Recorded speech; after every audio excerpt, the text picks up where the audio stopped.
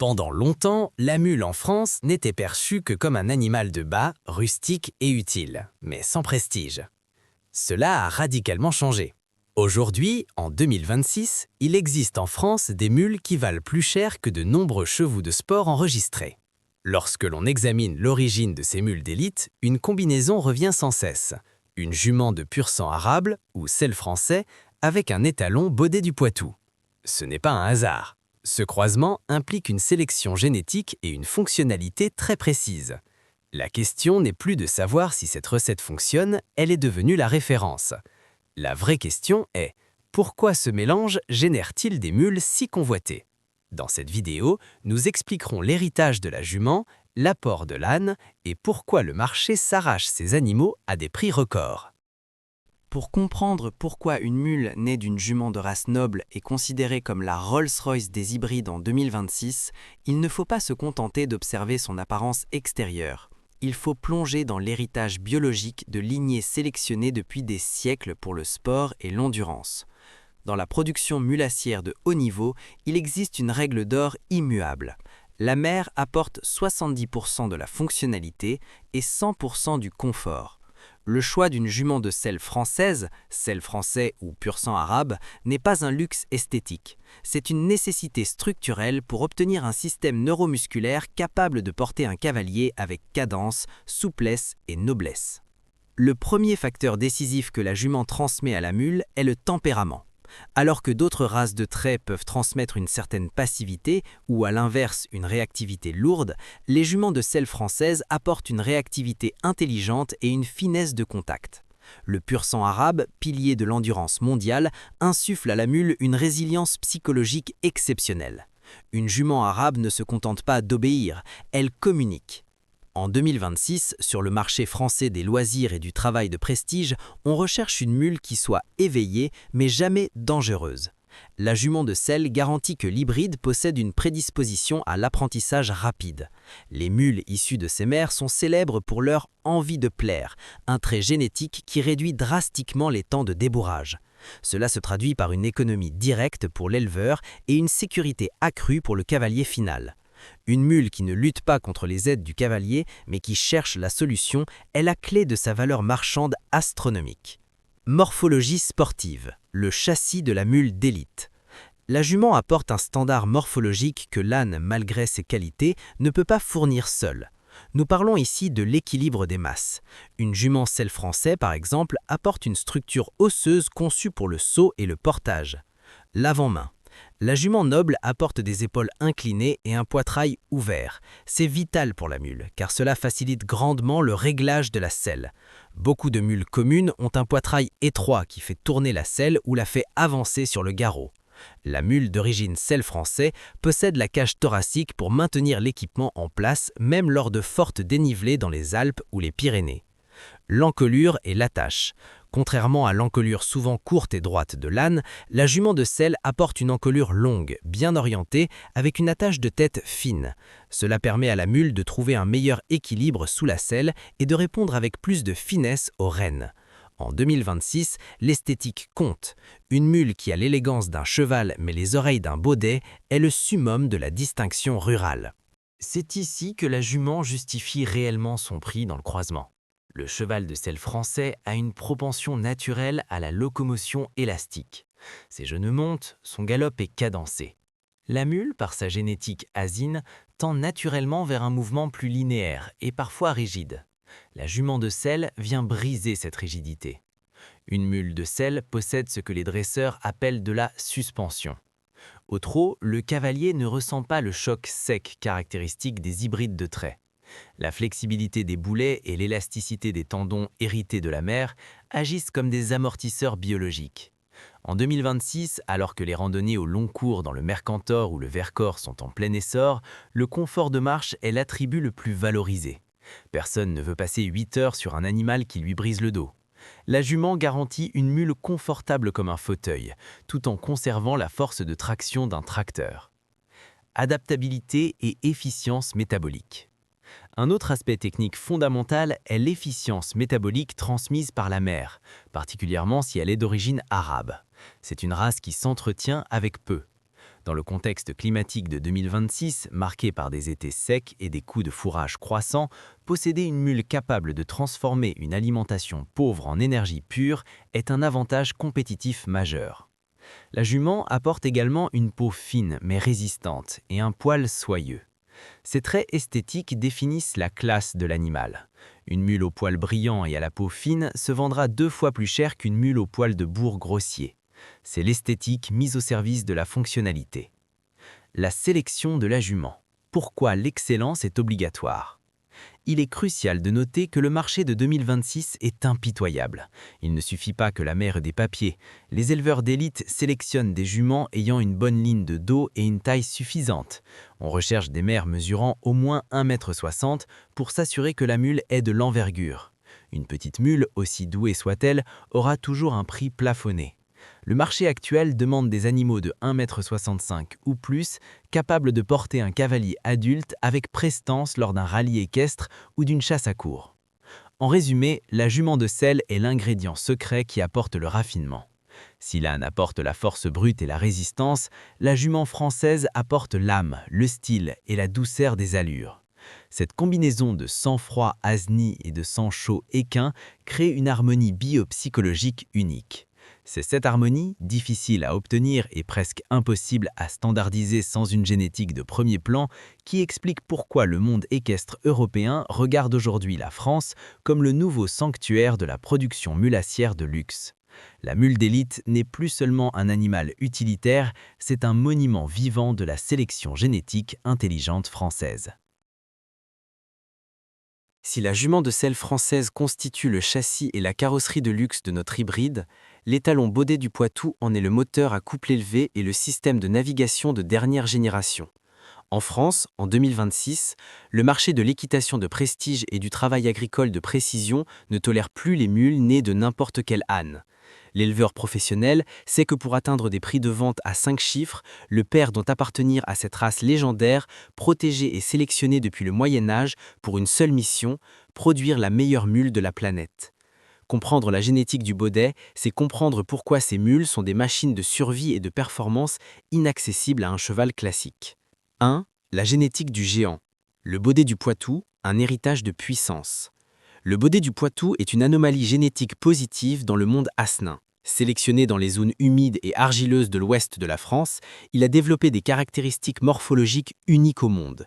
Lorsqu'un semental de cette race entre dans le croisement, il apporte des éléments que le cheval de selle ne possède tout simplement pas à ce degré de densité, la puissance osseuse et la surface d'appui.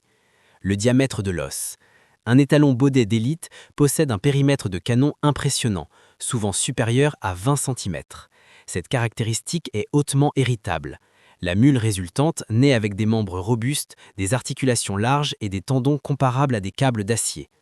En 2026, avec l'explosion des raids équestres en autonomie dans le Massif central ou le Mercantor, la capacité de la mule à supporter son propre poids plus celui du cavalier et du pactage, souvent plus de 120 kg au total, sans souffrir de fatigue ostéo-articulaire, est ce qui définit sa valeur. Là où un cheval de sport pourrait se casser sur un terrain de pierres instables, une mule de Baudet du Poitou continue d'avancer avec une stabilité déconcertante. Le sabot de fer. La corne du sabot du Baudet est radicalement différente de celle du cheval. Elle est plus verticale, plus dense et moins poreuse. La mule hérite d'un sabot concave, dur comme du silex, qui croît rapidement. Dans de nombreuses régions de France, en 2026, ces mules travaillent pieds nus, sans fer, sur des sols calcaires ou granitiques qui détruiraient les pieds d'un selle français en une semaine. Cette résistance mécanique réduit les coûts de maréchalerie et prolonge la carrière de l'animal. 2. La morphologie asnine. Correction et stabilisation du dos. Un point technique crucial souvent ignoré par les néophytes est la manière dont le Baudet du Poitou complète l'anatomie de la jument de selle. Le Baudet possède un dos extrêmement fort et une croupe souvent tranchante mais puissante.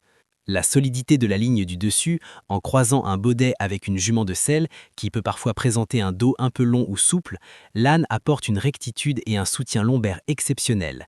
La mule possède un dos court et une zone de rein très large. C'est ce pont musculaire qui lui permet de porter des charges lourdes sur de longues distances sans que le dos ne s'encelle avec l'âge.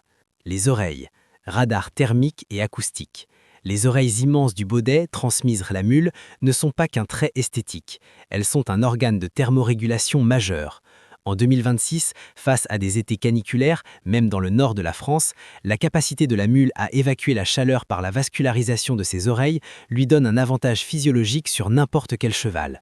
De plus, sa capacité auditive lui permet d'anticiper des dangers, faune sauvage, chute de pierres, bien avant son cavalier. 3. La transmission de l'intelligence adaptative, le cerveau de la mule.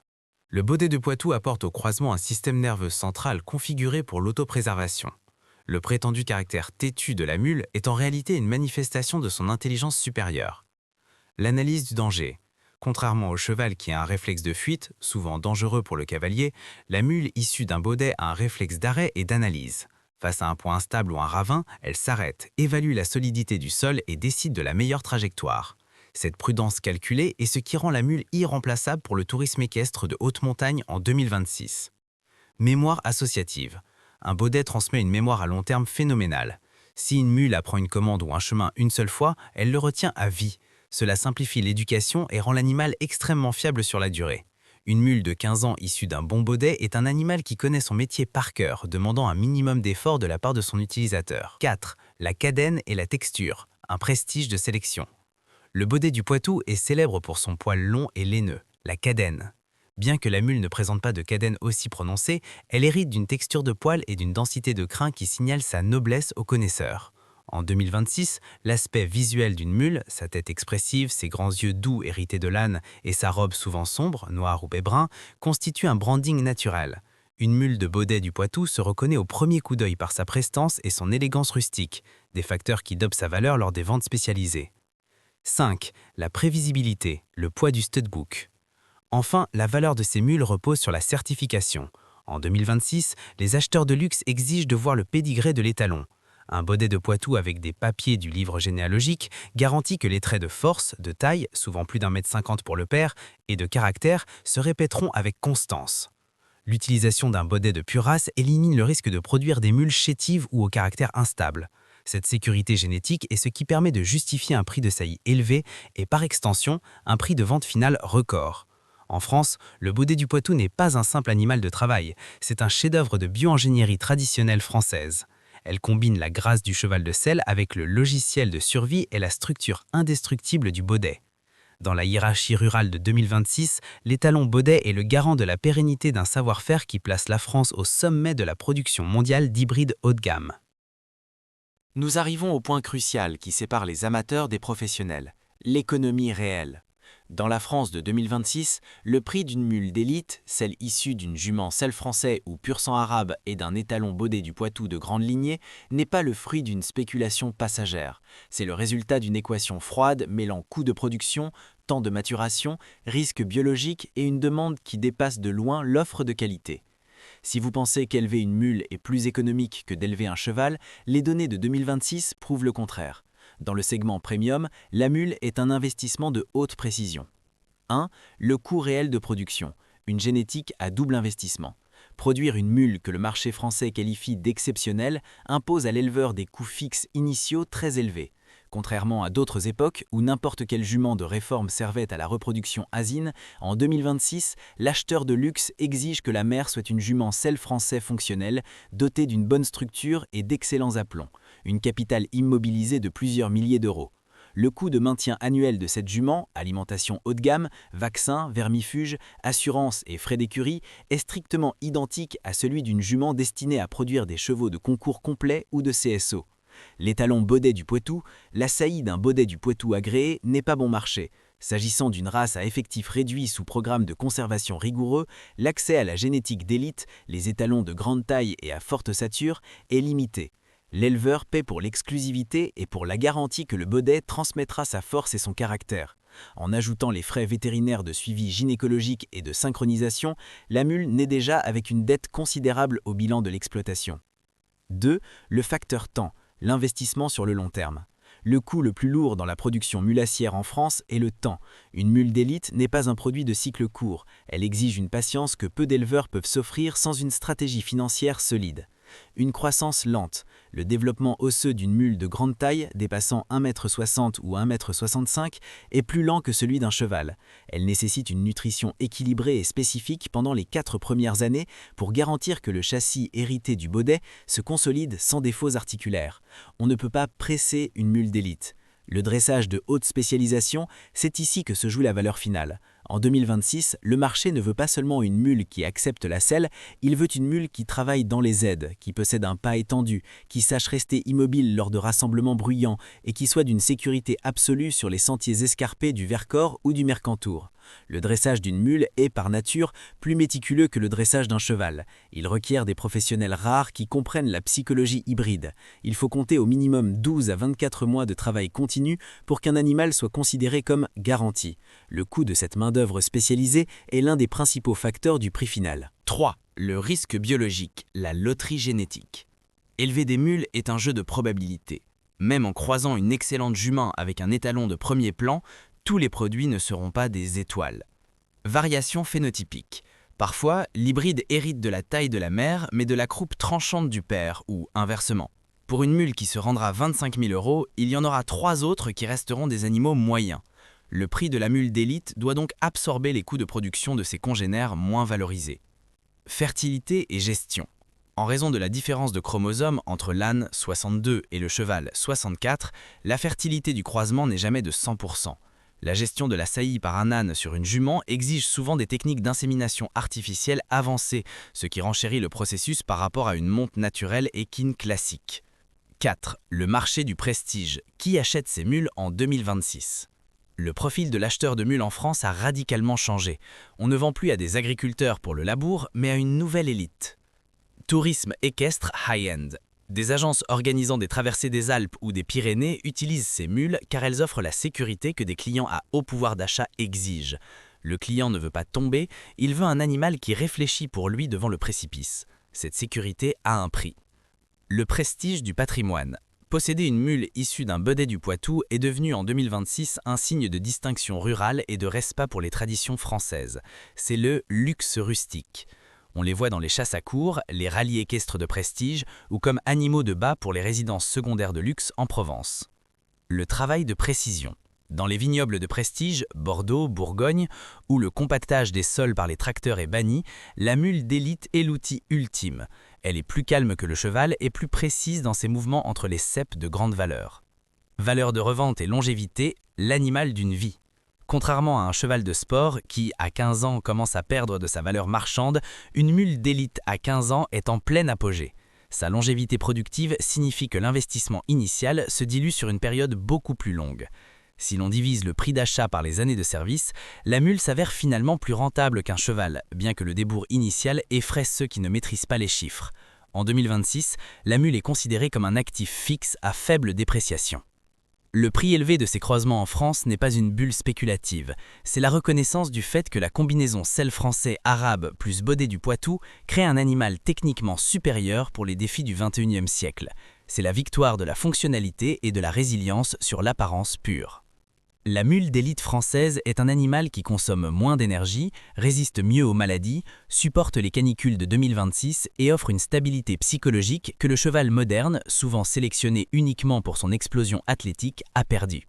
Acheter une telle mule, ce n'est pas seulement acquérir un hybride, c'est s'offrir siècles de sélection poitevin et de noblesse française condensée dans un animal qui est, simultanément, un outil de précision infaillible et une œuvre d'art vivante. Si vous possédez la génétique adéquate, la patience nécessaire pour attendre la fin du cycle de croissance et l'accès au réseau de prestige, l'élevage de mules d'élite en France n'est pas seulement une passion, c'est l'un des secteurs les plus solides et les plus respectés de l'économie rurale de demain. Verdict final, le croisement entre une jument de selle et un baudet du Poitou est la preuve qu'en France, la valeur suprême reste la fiabilité. Et la fiabilité, lorsqu'elle s'habille de beauté et d'histoire, n'a simplement pas de prix. Si vous avez apprécié cette analyse technique sans concession et que vous souhaitez comprendre comment la génétique façonne nos économies de campagne, laissez un like et abonnez-vous. Ici, nous parlons de systèmes, de fonctions et de résultats concrets.